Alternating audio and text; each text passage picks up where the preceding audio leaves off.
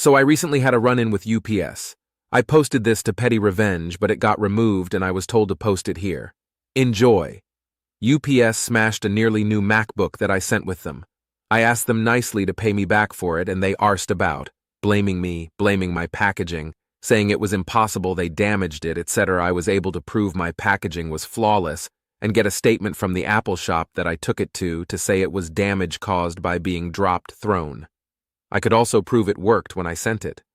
They weren't interested and messed me about for weeks, sending me from pillar to post, even threatening to make me pay interest on customs charges which I wasn't liable for as the laptop was smashed on arrival and thus worthless at import. I took it to small claims. They hired a lawyer who sent me letters saying they contested it and would go for full fees, etc. if I lost. I went for it anyway. I did law stuff university, so I knew the basics, and I thought my case was pretty clear-cut. I won. I won my costs back, plus extra, plus interest. They ignored the court order and did not pay. Now, this laptop was originally being sent to my beloved mother-in-law. She asked me to help her with the problem, as UPS were also seriously harassing her for the customs fees. However, very unexpectedly, before I could resolve it, she passed away. It was the last thing she ever asked me to do for her. I loved that woman more than pretty much any human on this planet. She was my mother, my best friend, and my mentor. Taking down UPS was now my personal vendetta. I researched my options. I could have taken the usual, more conservative legal routes to reclaim my money. But no, fuck them. I don't care about the money anymore. I want revenge. I want drama. I want karmic justice. I went to the high court. I got a writ of control. I, of course, added on more fees and more interest. I then hired the most aggressive bailiff firm in London. I trusted that the shitty processes and attitude of UPS to mean they would ignore the letters and actually get a visit. They did. The bailiffs rock up at UPS headquarters and explain the situation. UPS refused to pay, so the bailiffs start listing goods. Security try to make them leave. The office manager tries to bully them out.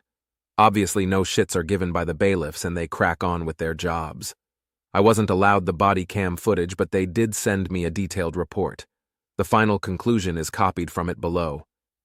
Calls were then made to the accounts manager who arrived in a hurry. As no payment was forthcoming from them, the agent again explained the removal process and costs involved and called the office for approval to begin removals. The agent began to seize assets. The finance director then arrived on the scene. He was not at all happy about the attendance, but ultimately agreed to pay a voluntary payment in full from his personal account in order to stop the removal. I know it's a drop in the ocean to UPS, but I got more than double what I originally asked for to replace the laptop. They would have had to pay even more on top in fees to the bailiffs. I reckon it cost them at least 3x more than the original claim in the end.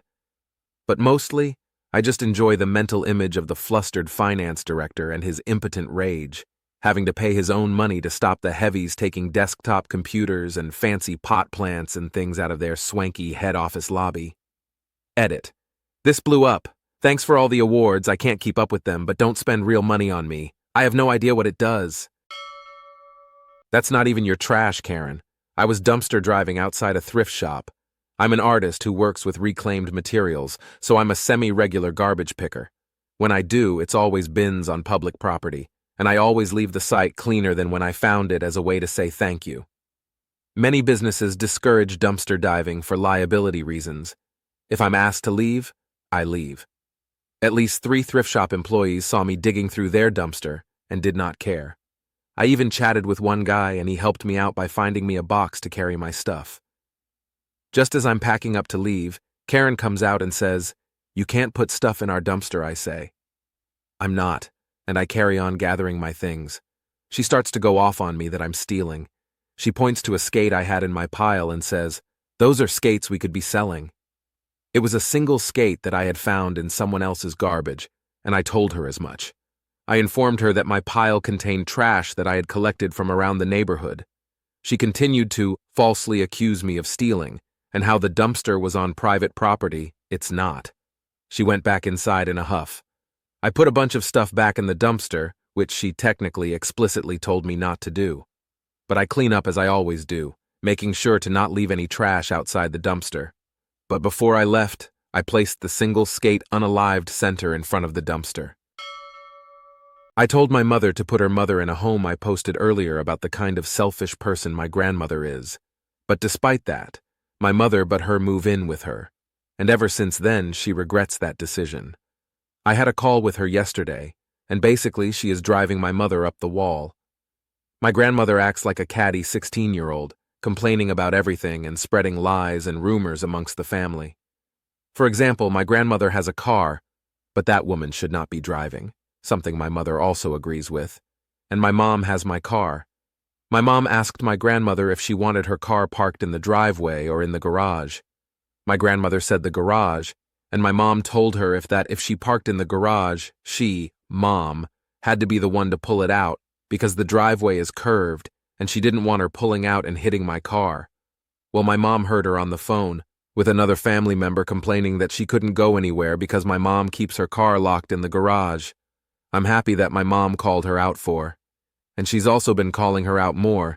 She's basically been straight up telling her to her face she's lying. Grandma also told a bunch of people that she didn't like me or my sister that passed away, mind you. And the reason why my grandma doesn't like us is because, get this, my mom is helping us, her kids and grandkids, like she fully supports us, and my grandma is upset that my mom isn't catering to every want and need. She acts like all her kids owe her something. My mom basically said she acts like a queen who demands all from her subjects. And the real sad part is that my grandma had a medical scare, and my mom said she felt nothing, like she'd have more sympathy for a stranger on the street. I comforted her, saying it's hard to love someone who acts like you have to earn their love, and no matter what you do, it's never good enough. She's not obligated to care for someone who abuses her. My mother's biggest health concern is her stress. She's already got high blood pressure and cholesterol, and at this moment my grandma is the biggest stressor in her life. She should be allowed to have peace in her own home. I told my mom that she either needs to tell her mom to basically shut up and fix her attitude or stick her in a home. I was much nicer in my wording, but that's the gist of it. When your racket with the local cops bites you in the ass internationally, this happened a few years ago when I was serving overseas with the U.S. military. The location I was at was in a poorer area. There's a fair number of panhandlers, a lot of petty crime, and just people doing stupid crap. Well, one racket that goes on in this area, and apparently in other areas of the country too, is the local cops incentivize reporting vehicles with out-of-date inspection stickers. Apparently they give these people access to the inspection database if they think the sticker is fake or stolen, which actually does happen. If you drive a motorcycle, one of the things they tell you when you in process is to keep the sticker in your wallet and not on the vehicle, or else it'll just get peeled off. Anyway, what these people will do if they find a car with an out-of-date sticker, or if they run the plates and find it's out of date, they will jimmy the door open, steal every single thing out of the car, and leave a note that they've taken it to the police station. The idea is that you show up at the police station to get your stuff, and they force you to pay the fine for an overdue sticker and then give you a deadline for an inspection, or else you'll get another fine. Well, I came out to my car one morning and lo and behold, there was a note on my seat saying that all my stuff was at the local police station because my inspection sticker was fake and I had to go get it. No, not only am I late for work, my kid is also going to be late for school because there's no bus, and I have to drive her every morning on my way. Also, my inspection sticker is not out of date, so I have no idea what's going on. Now here's the thing that was extremely problematic was I had put my passport and my wife kids in the glove box because I was taking them to the base to get some paperwork done, as well as grab some paperwork for my wife to apply for a new passport because hers was expired. I'm very forgetful, so I put them in the night before and made sure the car was locked. Yeah, dumb mistake. Anyway, I get to the station, ask them what the heck was going on, and then when I have them look at the inspection documents that the guy had taken, which clearly stated the car had been inspected and was current, they apologized and told me that they would give my things back, and I had to wait there for a second. I asked to file a police report for theft, but they looked at me like I had 3 heads and told me nothing was stolen, even though somebody broke into my car and took my things. This is when a light bulb went off in my head, and this might fall into the unethical category. The guy had taken official U.S. passports, which might be a problem, but probably nothing would come of it since they were turned right into the police. However, I asked him where my wife's passport was. They told me that whatever is there is there. I said I needed a police report because I needed to contact the U.S. Embassy about a stolen passport, and the fact that this police station would know exactly who the person was that stole it because they had dropped off my things that morning. I have never seen someone's attitude change as quickly as that cop's attitude changed. He tried to talk me out of filing a police report, but I was pretty insistent, so I went ahead with the police report, and then I did contact the embassy and reported the passport stolen and gave them all the information of the police station, and when I got the police report, I emailed it to them as well. Wound up getting a free passport out of it for my trouble. The embassy told me they were going to handle it, and from what I heard, the person who broke into my car actually got arrested and fined, and was looking at additional charges because he stole foreign documents. Really would have liked to have been a fly on the wall when one of the local cops rolled into wherever he was at and told him to come with them. I don't feel bad at all. Hopefully dude learned his lesson, and I did not have any further issues until I PCSD home. Edited for grammar and mobile formatting errors, and because I'm getting screeched at about going out of my way to get someone in huge trouble for a minor offense. That time I got to see Captain America save the day. I used to work retail at a mom-and-pop costume store. We had this family who were regular customers and would come in every year and pick out a themed Halloween costumes as a family. This particular year, they said the theme was The Avengers. They had a son who was about 4 or 5 at the time. He chose to be Captain America, and they picked out his costume first. A little while later, he comes running back up to the cash wrap, in full costume, brandishing a phone. He told me he had found it on the floor, and he had to protect it because phones are very important. He asked me if I could help him find who it belonged to. So I made an announcement asking if anybody was missing a phone, but to no avail. At that point, I asked him to give me the phone and told him I would hold on to it until someone came back for it. He looked at me skeptically and flat out refused to hand it over at first. He explained to me how phones have all kinds of important things on them and that they aren't toys. I had to give him my solemn word that I would take good care of the phone before he would hand it over. I sent him back to his parents after that. About 10 minutes later, the phone started ringing, and I noticed that the screen said home, so I answered it. It was, of course, the customer looking for her phone. I told her where she could find it, and that I'd hold on to it for her.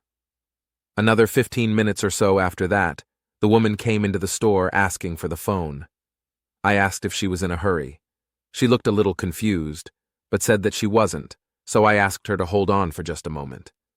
I went back and found the little Captain America, still in costume because once you get a little kid into them, it's impossible to get them out again, and asked him if he would like to return the phone to its owner. He gleefully said yes. So I handed him the phone and we walked back up to front together. He presented the woman with her phone and explained to her that he had found it and taken good care of it, because he knew how important phones were. The woman thanked him profusely. He gave her a sharp salute and then ran off back to his parents. At this point, the woman turned to me and said, "That might be the cutest thing I have ever seen. Seriously, you don't know how much I needed that. It's been a day." I told her it was no problem, and I was glad she got the phone back. English teacher goes mama bear on me during class. Okay, so I'm a sophomore girl in high school, and I deck why I'm fucking on Reddit. But I am. So basically my English teacher, who I've only had for a few weeks now, has very often had to have her child just in the closet of the classroom. I heard from the assistant principal's daughter that admin asked her to stop as it was unprofessional, but she made the excuse she has nowhere to put her while she works. She is married. Her husband is unemployed. He was supposed to be the stay-at-home dad. I found this all out through the assistant principal's daughter. There is no reason other than him being a deadbeat that child should be at that school. The daughter had strep throat a few days and still has it, I think, and she had to bring the kid in for a few days as Noon could watch her and she can't go to daycare, she's sick. I tell her I don't want to be in here. Then I just got over COVID and I'm very prone to getting strep, so I asked to leave. Very politely. She took this as an insult towards her child and said, "I think they are ghetto and dirty." I simply proclaimed I just can't miss any more school. She said I didn't care about school, I'm just getting smart with her about having her daughter there. I said the sick child shouldn't be here in the first place. It's a hazard for our safety. She began to tear up, said I need to stop talking about her baby that way, and I was written up. Now I have a day of in-school suspension. Shout out to Tennessee's hiring of teachers these past years after COVID. They'll really take anyone. Tifu, by rescuing a dog only to fail and have to give him up. This dog is the first pet that was truly mine. I rescued him from an abusive environment animal rescue, found him tied to a tree for 3 days. He's a Frenchie. This breed is a huge responsibility. Fortunately, I had already done years of research prior because, yes, the initial draw was how ugly cute they are, but that also got me reading further into medical needs and practical costs that are needed to maintain a proper quality of life. I didn't take this decision lightly. It's been about a year that he's been a part of my life, and this might be biased, but he is the best, sweetest dog I have ever met. Doesn't bark, has never chewed a single thing in the house, gets along with every single dog he has encountered. Just like the least maintenance, high maintenance for his breed. Life circumstances have changed dramatically. Wife and I have been separated a month. I moved out, and fast forward to just now I received the notice that Bowser cannot stay at the house I'm in. I understand. It's a big ask. I just can't believe how much this is going to hurt Bowser. Like no joke, Frenchies have very strong bonds to their owner, and my inability to care for a rescue that has already gone through horrible abuse and whom I chose, and I'm fucking hurting this dog now. I really didn't mean to be so irresponsible. TLDR rescued a dog that has high needs and just found out living conditions will not allow me to keep him. I broke up with my boyfriend on his birthday for horrible actions he did when he was a teenager. I don't know whether this count as a pro-revenge, but here is my story, which happened some years ago. X200B, I, 26F at the time, had just started dating Thomas, 28M, and things seemed promising. Very sweet man, educated and quite smart, good looks. After 7 weeks of dating, he invited me and 2 of his childhood friends, let's call them Alex and Bart, for a long 29th birthday celebration weekend at his father's country house in a small French town. His father was going to be around as well, and I was very excited to meet everyone. Day 1, Friday, is fun. I am happy to get along well with Thomas's father, a smart and caring man. Day 2, Saturday. After a very nice day, we enjoy a party in the garden with the neighbors, including some friends of Thomas. After a few hours and lots of drinks, a group of people gather around a small campfire and start sharing childhood memories. This is where things go wrong. At first, of course, innocent and dumb stories as you would expect.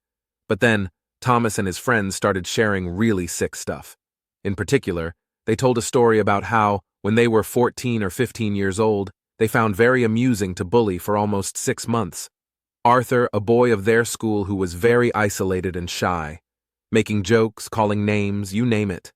As if this was not enough, they created a fake girl profile on MSN Messenger, a computer platform to exchange live messages that we used in years 2000s, and spent fucking months exchanging messages with him under the false girl identity, flirting and developing a false relationship with the poor boy.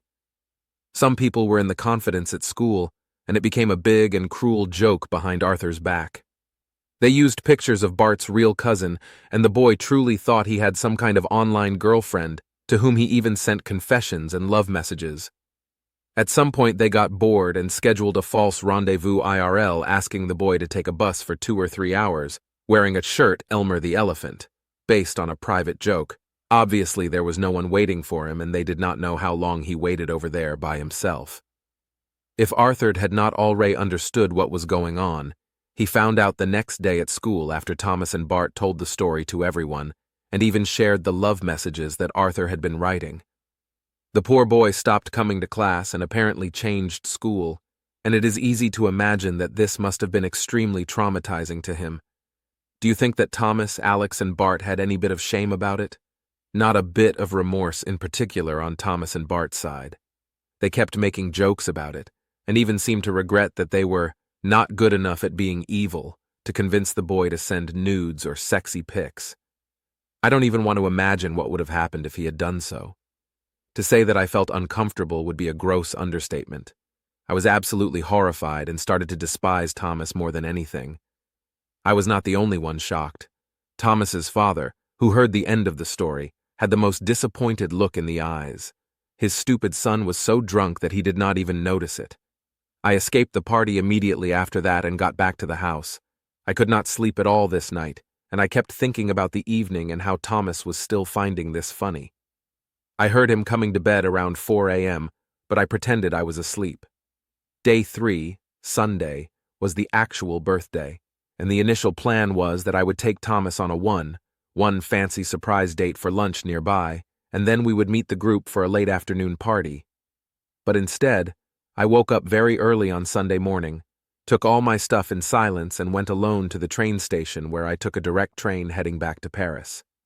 I decided to send a text to Thomas wishing him happy birthday and telling him to meet me at a certain location 1 hour from the house for a surprise, and that I needed to go a little bit in advance to make sure that everything would be perfect.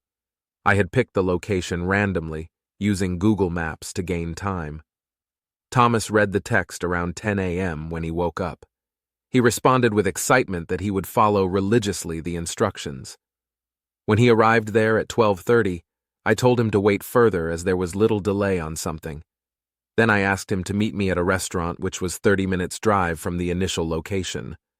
When he arrived at 13:15, I texted him that I was on my way, would arrive in 20 minutes, and that he will understand when he sees me why I made him wait.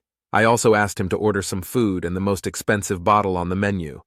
Around 13:30, he started calling me several times and sent a lot of worried texts, and after 45 minutes I responded, in French, "So how does it feel to have people play with your feelings?" Then I stopped responding. I let him call and text the entire afternoon but never responded. At some point an unknown number called me. It was his friend Alex, asking what was going on, and that Thomas' birthday was completely ruined because of what I did. I just responded, "This is an extremely small payback for what you did to Arthur. Tell Thomas to stop calling me," and hung up. I blocked them. I still felt bad the entire evening as I had started to grow attached to Thomas back then.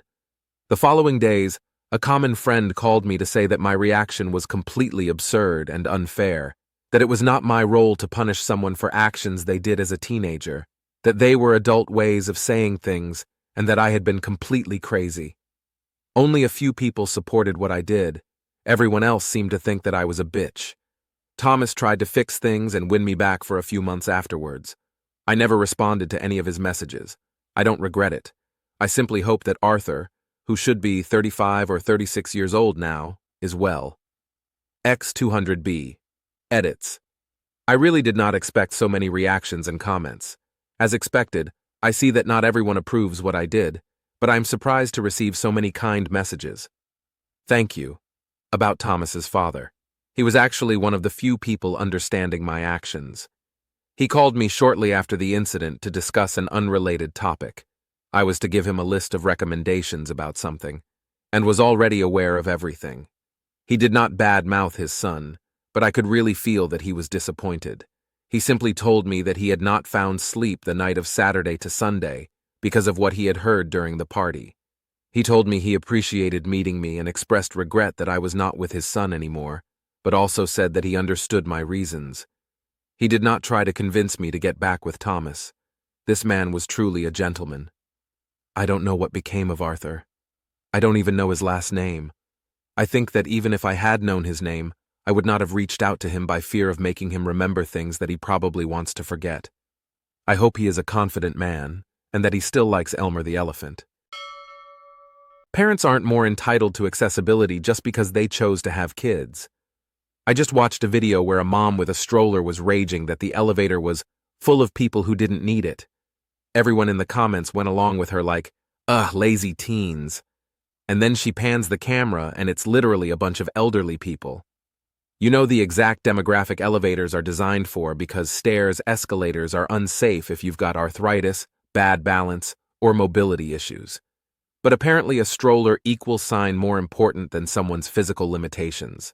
Same energy as when parents complain about disabled people using the accessible bathroom stall because they need to change their kid. Like, no. Accessibility isn't about your reproductive choices. It's about survival and basic mobility. This is the part that fries my brain. Having kids is optional. Aging, disability, chronic illness, not optional. Yet parents constantly act like the world owes them first dibs on every service because they procreated. Accessibility isn't a competition, but if it were, sorry, you chose to have a baby loses to, my knees don't work anymore. Every time. Entitled parents report me after I stopped their child from hitting. I'm a support teacher at a daycare. A few days ago, I was covering the preschool class, and we were lining the children up to go outside. As my coworker was taking attendance, one of the kids, a girl that I'll refer to as M, started slapping me on the stomach. The slaps barely felt like anything, so I just shrugged it off and ignored her, assuming she would just get bored and stop.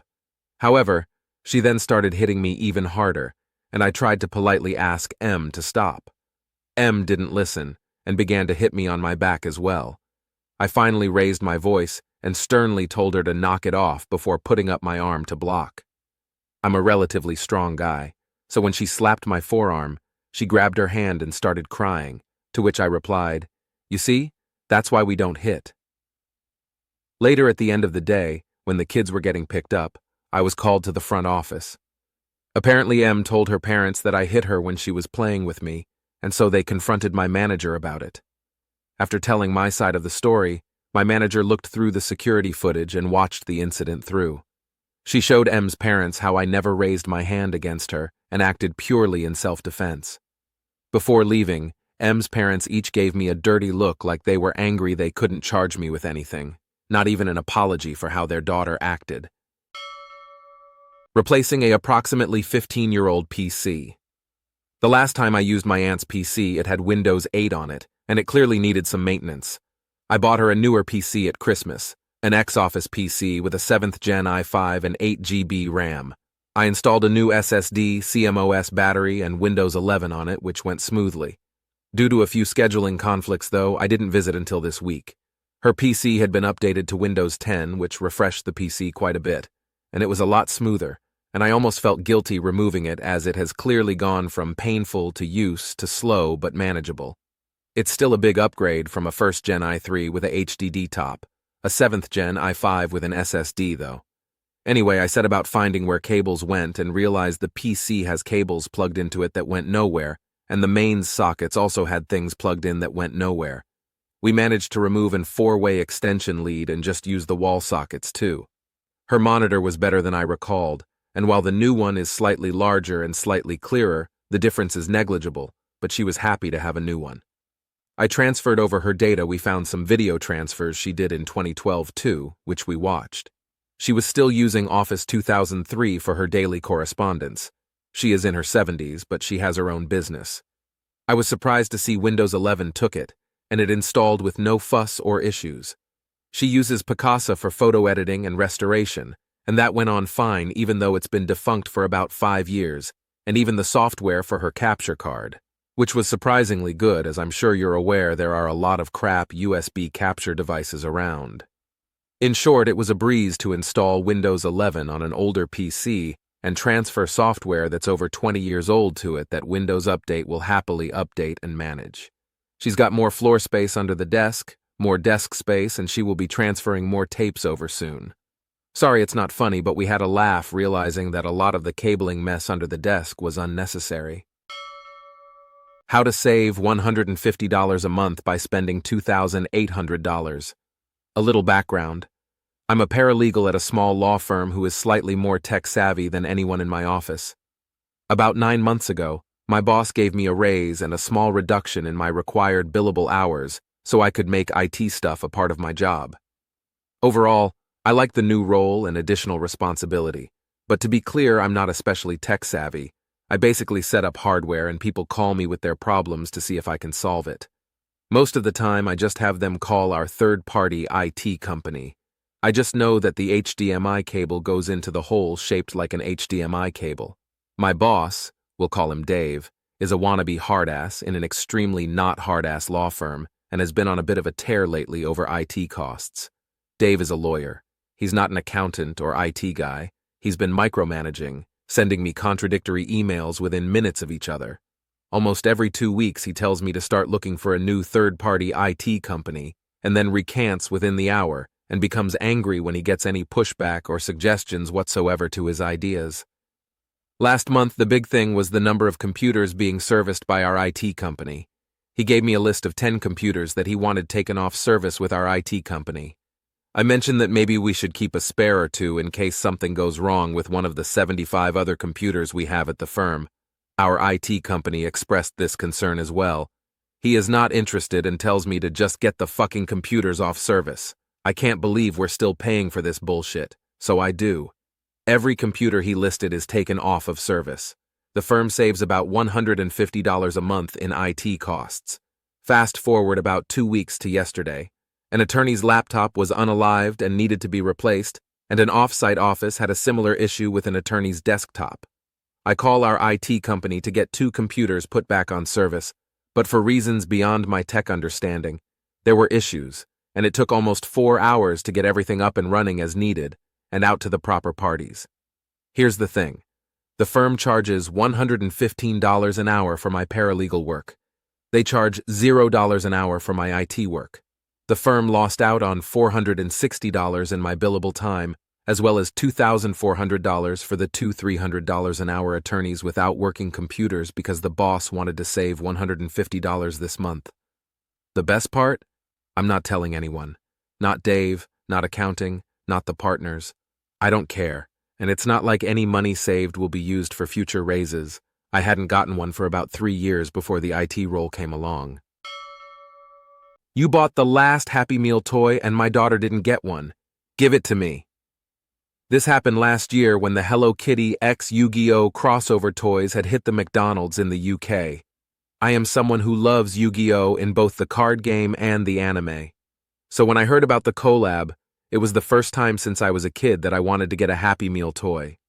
So when I went to a McDonald's to get some food, I decided to see if I could get a toy when I finished eating. It was at that point that I was told you could buy a toy separately. Yes, I was going to buy a Happy Meal had I not known this. So I bought the Dark Magician Girl and then headed to the bus stop after putting it in my rucksack. Something I didn't know was that I unintentionally bought the last one. While I was waiting for the bus, a woman quickly made her way up to me, the EP of the story. Now, had she been polite and explained the situation to me and asked for my toy, then I most likely would have given her the toy without hassle since it only cost me a couple of quid. But that's not what happened. Asterisk asterisk EP, asterisk asterisk.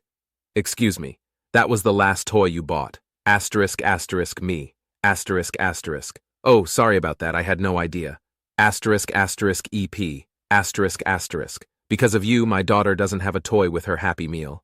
Give it to me. Asterisk asterisk me, asterisk asterisk. Excuse me? Asterisk asterisk EP, asterisk asterisk, give it, asterisk asterisk, me, asterisk asterisk. No, I won't, I paid for it. Asterisk asterisk EP, asterisk asterisk. You shouldn't have a toy like that anyway. It's made for little girls, and you're a grown man buying a girl's toy. At this point, some others who were waiting for the bus had turned to listen to the whole argument, so I tried to de-escalate the situation. Asterisk asterisk. Me. Asterisk asterisk. Look, I'm sorry your daughter doesn't have a toy. In my defense, I didn't know it was the last one. Asterisk asterisk EP. Asterisk asterisk. Well, you should have. My husband is trying to stop her from crying because of you. Why did you buy it anyway? Asterisk asterisk me. Asterisk asterisk. Because I'm a big fan of Yu-Gi-Oh! Asterisk asterisk EP. Asterisk asterisk. What the hell is that? Asterisk asterisk me. Asterisk asterisk, that's the crossover they're doing. The Hello Kitty characters are dressed like monsters from the Yu-Gi-Oh! Series. Asterisk asterisk EP, asterisk asterisk. Oh, who cares? You robbed my daughter of her toy. If you don't give it to me right now, I will call the police on you. Asterisk asterisk. Me, asterisk asterisk. Call the police then, I don't care. At that moment, I was quickly getting fed up with the EP. I'm well aware I should have just given her the toy just to shut her up, and then bought another one later. But at that moment I was standing my ground, and I wasn't going to give in and let her win because of her demanding attitude. Yes, it was all over a cheap plush toy, very petty of me, I'm aware. The EP then pulled out her phone and started calling the police. I think she dialed 999, which over here is the number for asterisk emergencies asterisk. Mercifully, the bus arrived and I quickly got on, making sure to go up to the top so I didn't have to look at her, and the bus drove off. Never heard anything about the ordeal, and I never got contacted by the police.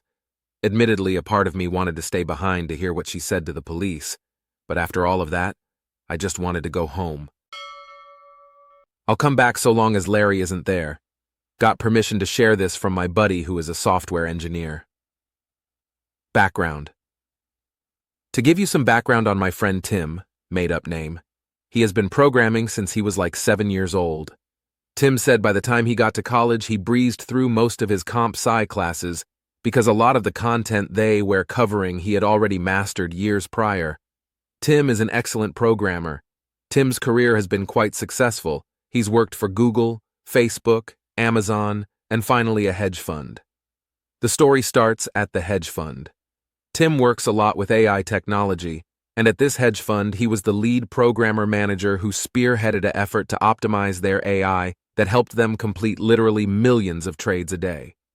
To say his work had a massive impact was an understatement. All of this is going on with COVID-19 in the background. Due to COVID-19, they went to a work-from-home model, where my friend Tim kept working. During the work from home, Tim was looking around his fancy $4,500 NYC apartment and wished for things like a yard, a heated pool, a nice 3-car garage, and not living in a high-rise. It dawned on Tim that he could leave NYC. Tim moves to Michigan, so Tim moved back to his hometown in Michigan, where he bought himself a really nice home with a heated pool, a 3-car garage, a nice yard, and guess what the yard had in it? A mother-in-love suite, which was essentially a 2-bedroom, 1-bath second home on the property of his main home, which he turned into his man cave. It's actually pretty sick. Oh yay, and his mortgage payment was far less than his $4.5K a month rent. Like half Tim spent the rest of his COVID-19 work from home pounding out projects, Eche never actually informed his employer on an official basis. He moved, he just kept working. Then, COVID-19 ended. COVID-19 is finally over back to the office, or Tim boss. Larry calls him up and goes, "All right, Tim, on Monday we are starting work back at the office." And Tim goes, "Yeah, about that I moved to Michigan." Larry is shocked and goes, "You didn't even ask if you could do that," and Tim basically said, "I didn't know I needed your permission to move," in a sarcastic as fuck way. Larry insists that Tim needs to move back to NYC, or he won't have a place on the team. Tim says he's been doing the exact same work from home at a high level for the past year.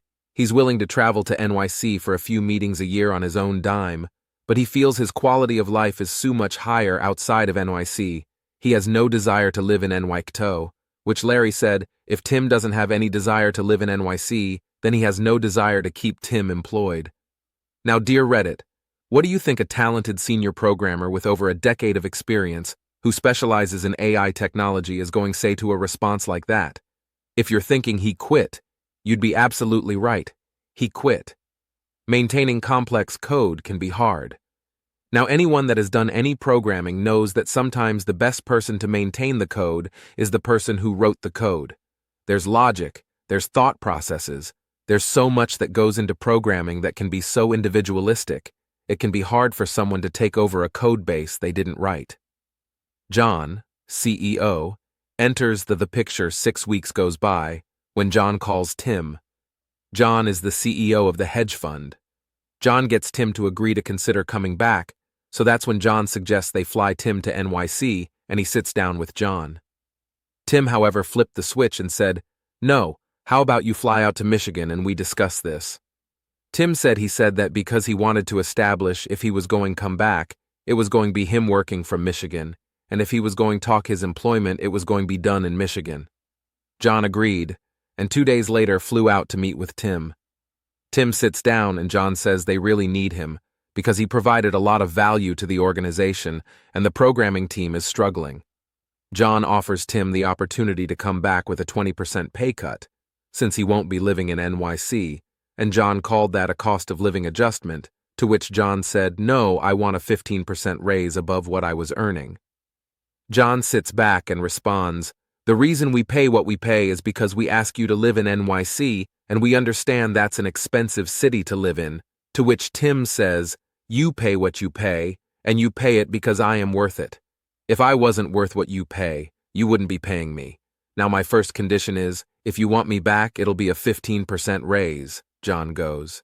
And the second condition is, I'll come back so long as Larry isn't there. John sighs. You're asking for too much. To which Tim goes, you don't need to bring me back if you don't want to. I'll be fine elsewhere. John goes, I'll talk to the partners. Tim says, my offer is good till Friday. John goes, what do you mean Tim says next Monday is when I'm going start looking for work? This offer is good until Friday. It was Tuesday. John leaves. That Thursday the phone rings. It's John. In conclusion, Tim, we are transferring Larry to a different fund. He won't be working with you anymore, and we are fine with giving you a 15% raise. Can we send you an offer letter for you to sign? Tim said, of course, and Larry is really gone. John goes, yes, you will never need to interact with Larry ever again. That was at the start of this year. Tim hasn't been in NYC, hasn't heard from Larry, hasn't seen Larry on any communications, etc. Want to have your cake and eat it too? Two-timing baby daddy gets his just desserts. For context, years ago I, 20F, and the father of my first two children, 26M, were going through a rough time in our relationship. He was working night shift as a janitor in a nursing home while I was going to college for nursing during the day. We had a 1-year-old and I had just given birth to our son 3 months earlier. There was a woman that he worked with that I had gotten to know pretty well when I would bring him his lunches. We were friends, or so I thought. He was supposed to be waxing the floors at night when no one was up and about. Just so happened my cousin ran into him and her having drinks at a local bar on one of the nights that he was supposed to be working. Came massive fight. Got off early. Just friends, blah blah blah. Won't happen again. About a month later comes, the talk we have been fighting too much. Let's keep this amicable for the kids and stay friends. Mind you, the house was mine. I paid the bills with grants and scholarships I earned through school. The car he drove was mine too. I would be nice and allow him to stay till he got something figured out. Still take my car to work. I still fed him all that good nonsense. Then he starts being loving, and we continue a physical relationship. I happen to be feeding our son one morning while he still sleeps and his phone goes off. I know don't look for it if you don't want to know, right? Turns out he's been carrying on a relationship with the other woman the whole time he's been with me. It would have been fine if that's what he wanted, if he wasn't doing the same with me at the same time. Petty revenge. I crawled back into bed with him, naked, and he snuggled up like he always does. I took pictures from his phone, nice and graphic ones. I sent them to her from his phone, along with a very nicely, in my opinion, worded message explaining everything that he had been up to and into. Then I got dressed to the wonderful pings from his phone and continued about my day packing his things. He woke a few hours later and went for his phone first thing. I happened to come into the room as he's trying to call her, and when he turns to look at me, I can see all the blood rush from his face. He can't even mount a defense as I tell him all about the conversation me and his new girlfriend have had, along with some photos. All his things are now out on the porch, boxed up. I tell him he no longer lives in my house and to leave. He starts to blubber about where will he go. So I told him that he better call his girlfriend to come pick him up and live with her because he sure as hell isn't using my vehicle anymore. And that sounds like his problem, and I shut the door on him. I had been with this man-child for 6 years, given my body, heart, and sanity to this man. Hell, I was even willing to still let him live there, not paying bills, eat there, and drive my car for him to be sleeping with both of us at the same time. Was it petty? Hell yeah, but it was deserved. Tea by tasting pasta. Tea by tasting pasta. I was making dinner for my family and was using bow tie pasta. It doesn't cook as fast as other pasta we normally use, but I prefer it. My preferred way of testing the doneness of pasta is to taste it. Be it spaghetti, ziti, or bow tie, I always taste it. I know some people use the stick-to-the-wall method, some cut it with a knife or just feel it, but I prefer to taste so I know it's the texture I like. I am standing in the kitchen and it is looking about done. I go to scoop one out and can tell by the way it feels on the spoon, it's not ready. I blow on it and taste it anyways, and I was right. Not done. A bit more time goes by and I test it again. Blow on it, chew it, and now it's getting close, but not quite there. Third time's the charm, right? That's what I thought too. I scoop one out, blow on the top, and put it in my mouth. What I didn't know until the moment it hit my tongue was there was a small pocket of hot had just been boiling water under the bow tie. I tried to spit it out, but it was too late. I burnt my tongue badly. There's blisters on my lip, and I can't taste anything. My tongue really hurts, and feels like it's been scraped by sandpaper or something. Let this be a lesson, folks. If you're going to taste test the doneness of your pasta, for the love of linguine, let it cool properly first. Edit to add, I don't time my pasta. I tend to go more with look and feel unless I'm doing a baked dish. TLDR, did a taste test on the doneness of my pasta and burnt the ever-loving crap out of my tongue. Now, I can't taste anything. When I was 14, I sought out the love and company of pedophiles on the internet. Title: I have never told this to anyone before. Not my best friends, not my parents, not multiple therapists over the years, nor my psychologist. When I was 13-14s in 2019 and 2020, I felt like I had a lot of issues, and that I was unlovable. I think I was on the precipice of being hypersexual, for a reason I don't know. I don't consider myself hypersexual now, but around this time in my life I had been exposed to porn and gore online from an early age. I have never been sexually assaulted physically, unless for some reason I can't remember it, which is unlikely. I remember when I was very young, my cousin around the same age as me would sexually harass me, and my older sibling taught me what naughties was and how it worked when I was 11, if I remember correctly. I think this is the extent of what could even possibly have contributed to something like this. What I'm trying to say is that while I think these things were very weird and unfortunately formative, I do not see how they could have actually influenced my actions years later. When I was young, I started to look into the topic of naughties, especially BDSM, starting when I was 12, if I remember correctly. When I was 13, I went on Omegle a lot. I remember talking to this one guy who was a proud pedophile. He was kinder to me than I felt like I deserved. It was a very different experience than what I had ever seen from a stranger. I created a Discord and added him. I sent him risque, but I don't think technically illegal photos. We talked on voice chat. He described what he would do to me when we met up. He sent me pictures of his tools. He knew my age. Very explicit. Violent. The next day, I deleted my Discord account and never spoke to him again. I repeated this multiple times.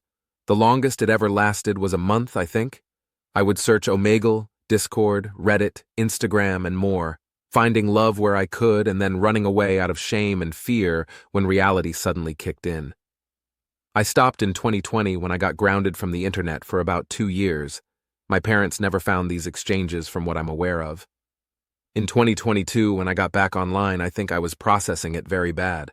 I shared my home address with multiple men in 2020 and lived in total paranoia even 3 years later. I'm 19 now and I fucking hate myself. For a few years, I pretended it did not happen and that I did not do what I did. I was a sick fucking girl and I didn't feel like I deserved my friends. I hated my parents. I was exploring sexuality to a very unhealthy degree and felt disgusting. So I went to the only people who I felt would understand or accept me for me. And I regret it every day. It all came rushing back tonight, as it does pretty often. I have nightmares pretty frequently. I can't be in my house alone.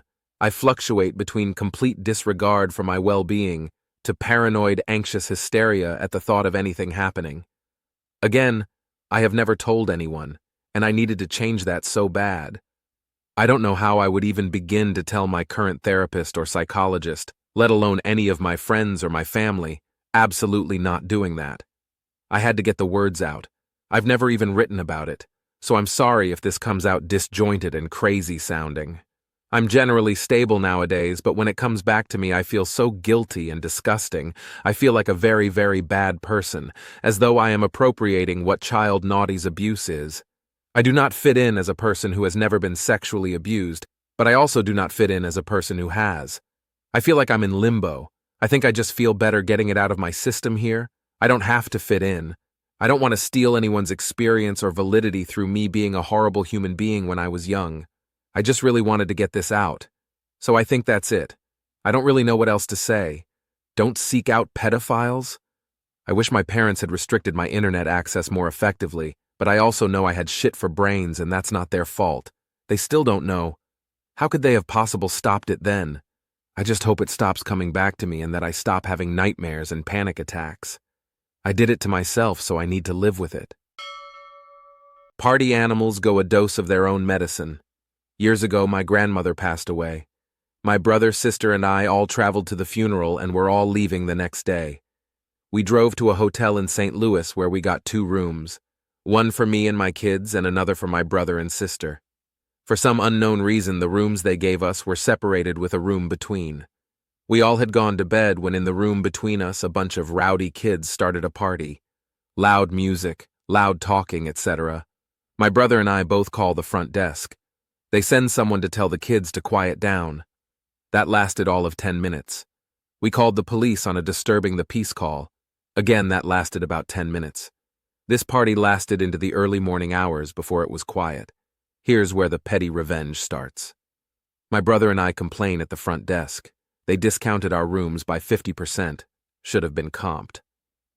So before we left, my brother turned on the TV, turned it around to face the middle room and cranked the volume. I couldn't do the TV thing, but could do it with the clock radio. I turned it on and cranked the volume. One of the kids popped out of the room and complained, but we just shrugged him off. Hope they enjoyed the morning news and whatever music was on the radio. Not all heroes wear capes. Here's the scene. 2 lanes of traffic. Right lane is merging in at some point down the way due to construction.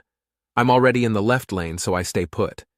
I live in a place where people don't really get the thing of filling both lanes to the merge point and then doing the zipper merge. It's dumb, but it's born of people's kindness and a lack of assertiveness. So, in short order, the right lane empties out, primed for the a-holes who don't understand the culture here to barrel down the right lane to the merge point, jumping the line and effectively causing all of us in the left lane to stop to a crawl. Now, I don't blame them because this is what I would like to do, but I'm not going to because it would make me the a-hole. Enter my hero, the jacked-up Ford F-150 in front of me who sort of drifted a bit into the right lane to see how far the merge point is. I assume he's sizing up whether or not to join the a-holes and cut the line. What happens next is so petty and so brilliant. He does not barrel down to the merge point. No, he simply sits far enough into the right lane to block all future a-holes from flying past us and jumping the line. I caught his smirk in the side view mirror as he watched the right lane fill up behind him and eventually start merging where they were. I gave him a thumbs up from over my steering wheel as we passed through the short construction zone. He waved back. Edit. The amount of vitriol from the rule followers is hilarious. I'm sorry to those who got downvoted simply because, like me, they see that sometimes adapting to the world is around you makes life easier. I don't have to agree with the way things are done, but if 70% or more of the people here decide that this is the way to handle it, who am I to argue or be the rule police? Zipper merging is not a law here, but safe driving when entering an obstructed area is enforceable, and the people driving 50+ miles an hour down the empty lane are not being safe. Sadly, traffic enforcement is relatively non-existent here as well. For those of you who decided that my statements about cultural driving behavior were incredulous, I encourage you to leave your home and go out into the world in a car.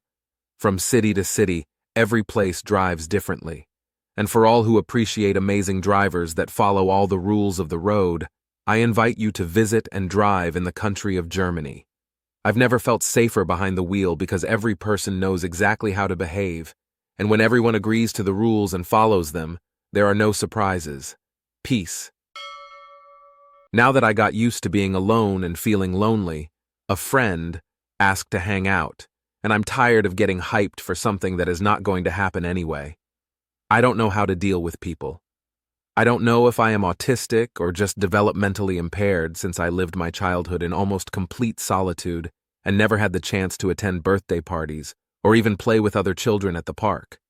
I lived in an extremely small town, and there were literally no other children my age, and I attended a school far from where I lived, so I didn't get to see my classmates after school, and I mostly played alone anyways because I didn't know how to connect with others.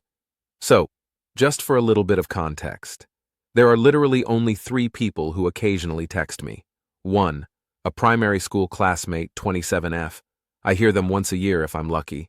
Last time I went out with her was probably 2021, and just because I insisted. 2. A university ex-colleague, 29F, that I text about once every 5-6 months. Last time I saw her was probably 2020. 3.